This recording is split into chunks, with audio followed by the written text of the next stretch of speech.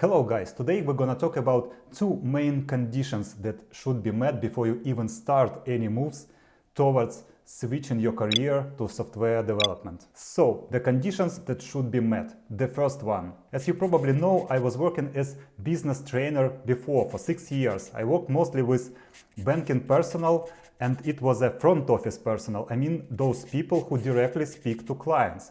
And the main responsibility of those people was to sell products, services or banking brand itself. And here is my statistics about those people. Only 10% of them really like to sell.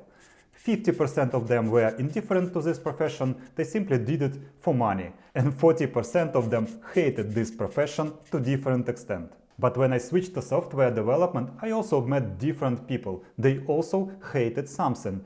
Usually their managers, the product, the company, the former developers which wrote shitty code which does not want to work, but all of them actually liked to code. 90% of people really liked coding, which was their direct responsibility. So the first condition that should be met, you should really like coding. I mean the process when you write some code, execute it and something happening or not happening. And when it's not happening, you double down your efforts, driven by your curiosity to understand why this piece of shit does not take off. Feeling thrilled already when I'm telling you this? You know, this is a good sign. I think you are ready to start coding. So my true conviction is that the adult person who does not like coding and computers will not simply get skill high enough to get hired by other company. And now the second condition. When switching to software development from other profession, you should be ready that the process may take couple of years. Basically, you should be ready to sacrifice enough to get new profession as a reward. You will sacrifice your time, money, probably your friends. You should be ready to look stupid in front of people who are 10 years younger than you. You know, those youngsters who are rolling their eyes looking at you and saying something like, sorry, you was interviewed by whom? And you mean our manager really approved your hire? Come on, you must be joking. You're right. Wait, are you Richard? Yes, I am. Yeah, your algorithm is solid. It's really good schema. Okay, thanks. I did think you'd be younger. And what are you, 25? I'm 26. Yikes. Of course, nobody will tell you this directly, but you will feel it from everywhere around you. And this is the signs of imposter syndrome, which you will face, but we will talk about it in other videos.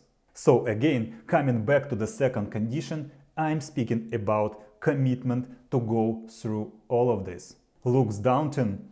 Probably, but the reward is new life. And the cool thing about that you will be able to track your progress and get the magical kick in your butt, which will encourage you to go forward every time when you proceed to the next stage. I still remember the first answer from HR that I am not good enough for their position.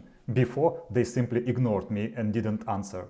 I also remember the first time when I proceeded to the second stage, which was a technical interview. And then the stages were, okay, I failed on the 5th minutes of the interview. I really told them bullshit. And okay, I was generally fine, but I really told something bad in the end of the interview. And then these stages proceeded like, okay, I was generally fine, I told everything good, but for some reason they didn't like me. Maybe this is something personal. And also the stages like, they didn't take me because they don't understand anything in programming. And finally I ended up with the stages like, okay, everything was fine and they are considering me amongst other good candidates. And each time when you see this progression in the interviewing process, you get this new portion of dopamine when you start from the failing on the first minute till the situation when you simply are not chosen because somebody for some set of skills were more appropriate to this position. For me, it took around 15 interviews from the situation when I failed in the very beginning till the situation when they were considering me amongst other good candidates. Everything is possible when you are committed enough and are ready to sacrifice enough. On this channel, I'm sharing my experience of switching to IT at the age of 33. And if you like it and you're also considering to take the same way as I am, stay on this channel and watch one of the videos that you will see right now.